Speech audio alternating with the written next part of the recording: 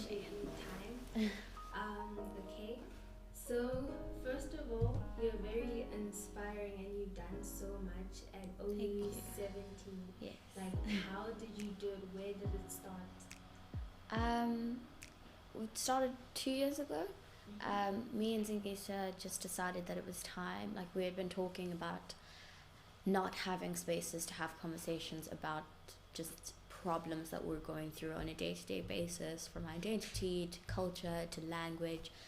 There just wasn't any way that we could have those conversations and feel like we're being grown like by other people. So yeah, we just started it, and ever since then it's kind of just been go. But yeah, if we hadn't started then, I don't know where I'd be right now. Mm-hmm. Yeah. And like, what problems? For example, what type of problems do you wanna talk about? Do you wanna use Blackboard as a platform for? Oh, like I said, identity culture. I think a lot of young South Africans are losing touch of that because it's it's glorified to be in these spaces that are supposedly better but also very Western and very Eurocentric. So we're taught to like conform to that, but at the same time you lose touch of your identity, your culture. You have to push aside your language. So those are the kinds of issues that we felt we were going through, but like we couldn't really have conversations around them. Yeah. And who inspired you to start all of this? Like, who showed you that, okay, it is possible to start something like this and succeed at it? I think I'd seen a lot of different things. I think seeing Black Girls Rock, watching the awards, it was like, wow, there are people out there in the world that are not waiting for someone to come and solve their problems. Like, they've just owned the narrative. So we were like, okay, let's do that. I remember us watching Black Girls Rock that year and just being like, guys, we're sleeping on ourselves. Yes. Yeah. Yeah, it inspired me as well. And also, what inspired you? Like, who you said Black Girls Rock and the people in it, but Yeah. what? 2018 was a year of growth for me personally.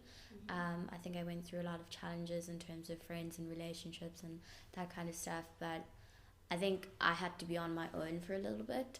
And if I hadn't had that time of solace, I think it gave me a lot more time to be with myself and spend lot more time with Dengisa and have these conversations and push the narratives that I've been wanting to push for a long time, but all of a sudden like the distractions had been cleared.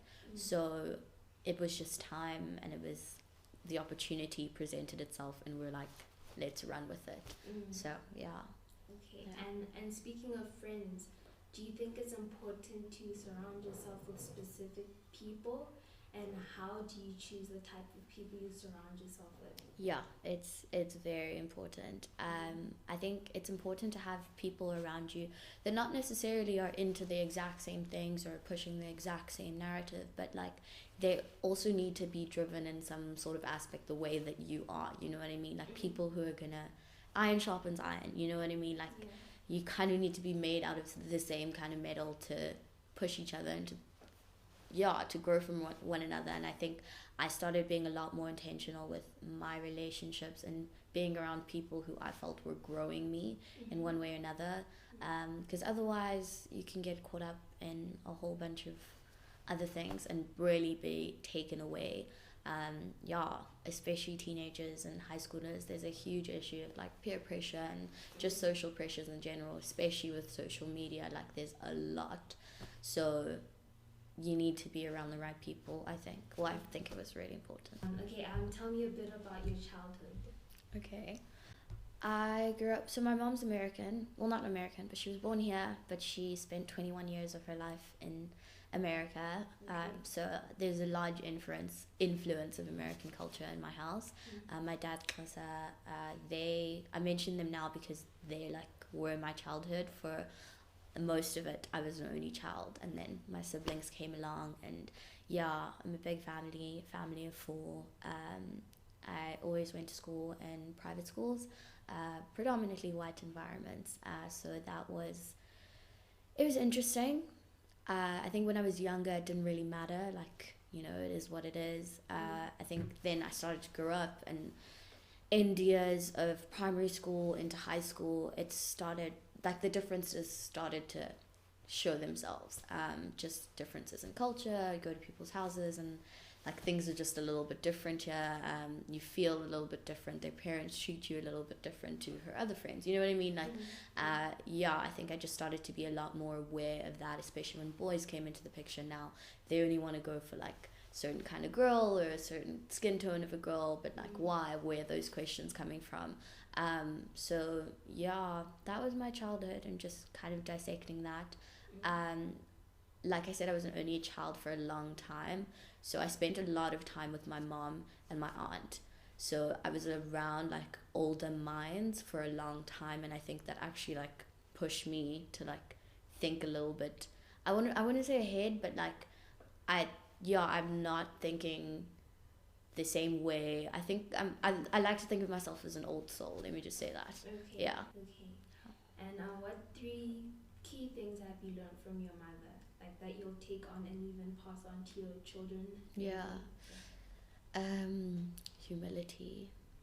Definitely humility. Like the importance of always humbling yourself in situations.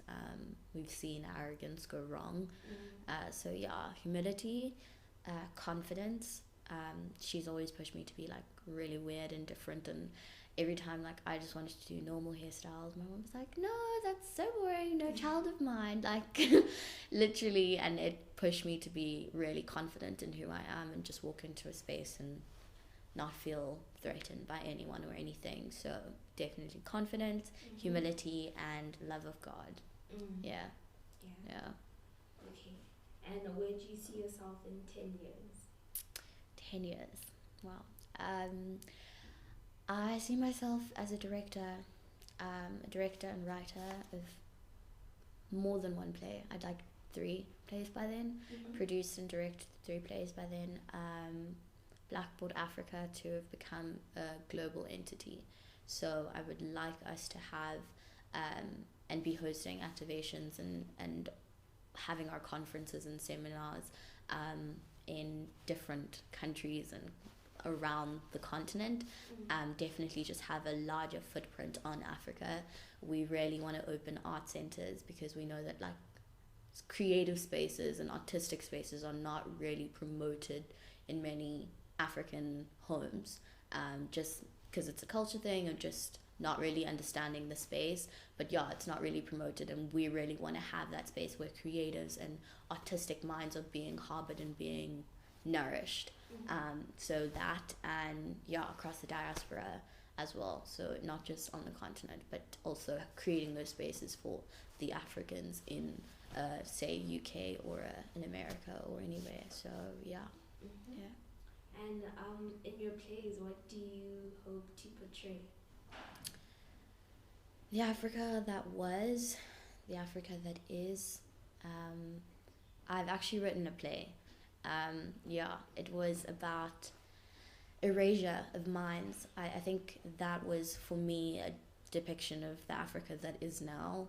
How our country, particularly our country, like after 1994, everyone just erased, like amnesia about everything that's happened, everything that our people have been through. And it was like all of a sudden we have to be Rainbow Nation, we have to completely forget, we have to all be happy, kumbaya, it's over.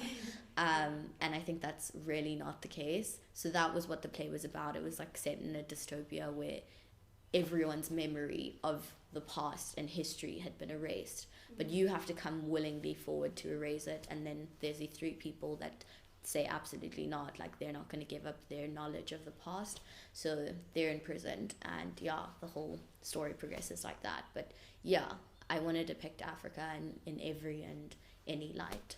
Yeah. And has it been performed? Yeah, last year we had our grade 11 one-act plays. So it was performed there. I'm still developing, and I want to publish it eventually, but yeah.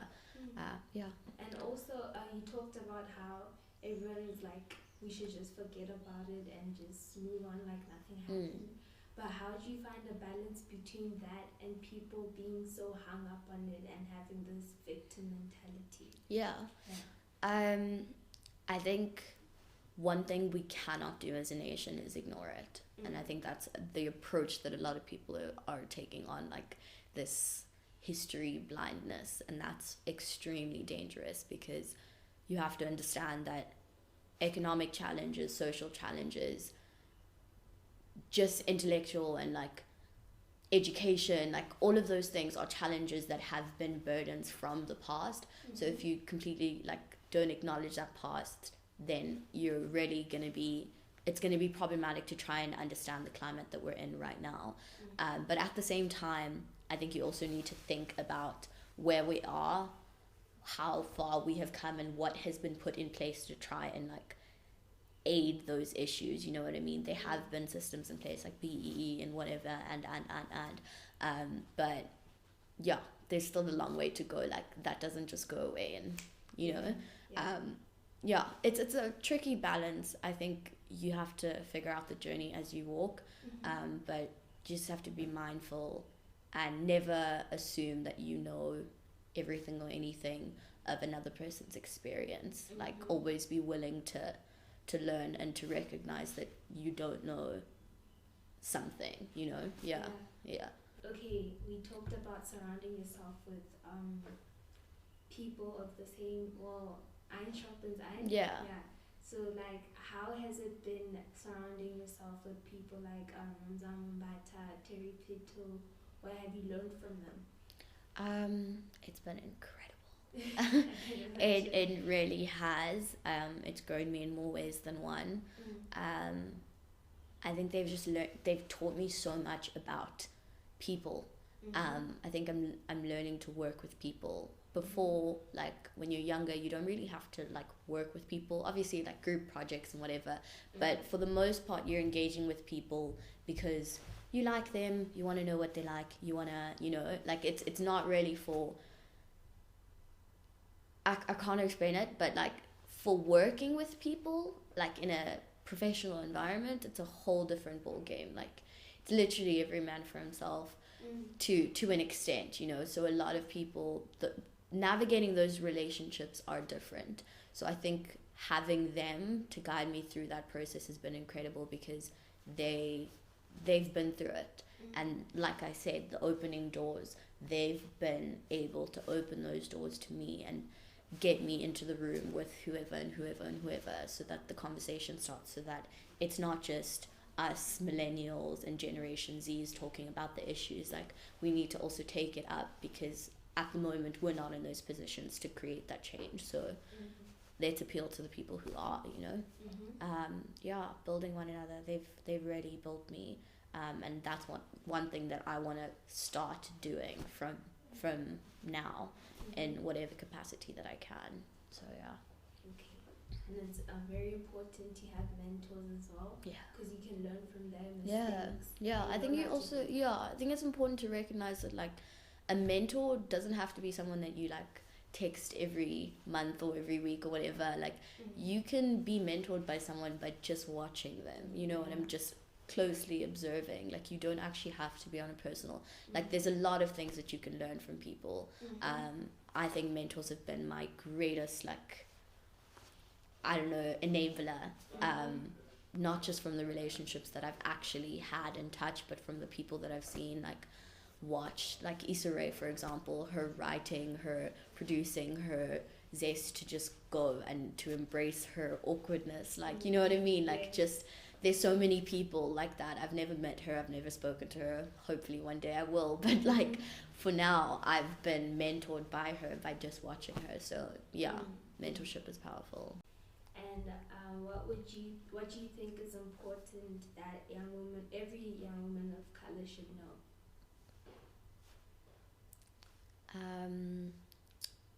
Learning never ends.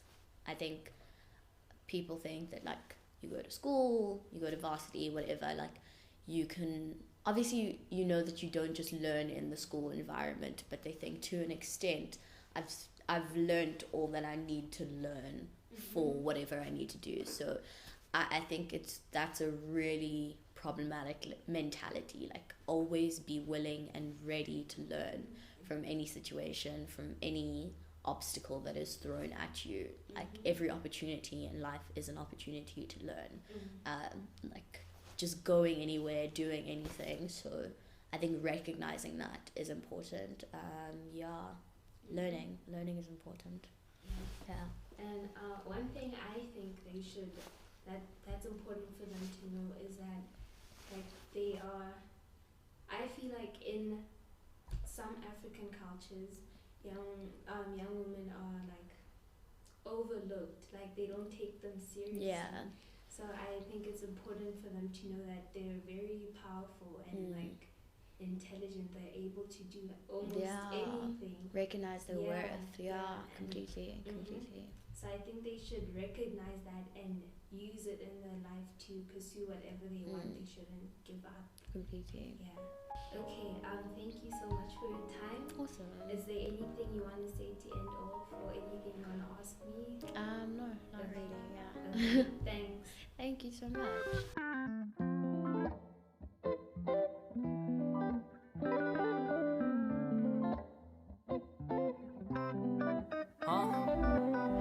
넌 요새 내게 변했다고 해 전엔 안 그랬는데 몇몇 버릇